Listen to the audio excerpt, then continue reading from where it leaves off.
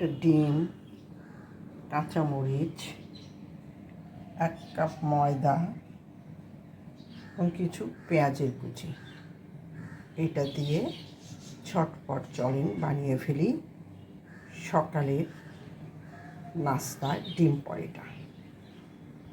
সামান্য পরিমাণে লবণ, হলুদ, ডিম, পেঁয়াজের কুচি এবং কাঁচামরিচের কুচি এখন একসঙ্গে ভালো করে গুলিয়ে নেব এবং এর সাথে যোগ করব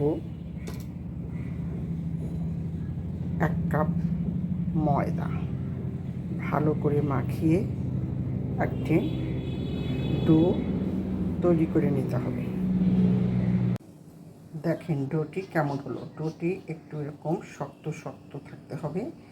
একটা ডিমের জন্যে 1টা পরোটা এবং 1 কাপই আটা লাগবে।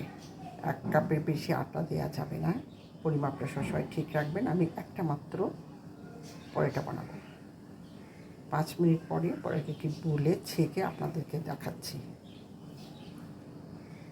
রুটির তাওয়ায় পরোটাগুলি ভাজতে দিয়েছি, লাল গোল্ডেন করে ভেজে নেব।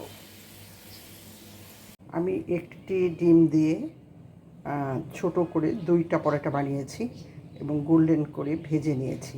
দেখেন কালার কি সুন্দর হয়েছে এবং তেমনি ক্রিস্পি, স্বাস্থ্যকর এবং সুস্বাদু। যাদের বাচ্চারা ডিম খেতে চায় না তারা বিকালের নাস্তা অথবা সকালে বাচ্চাদেরকে এইভাবে ডিম পরোটা বানিয়ে দিতে পারেন। ভিডিওটি দেখার জন্য ধন্যবাদ। যদি পছন্দ হয় তাহলে লাইক করেন এবং সাবস্ক্রাইব করে পাশে থাকেন।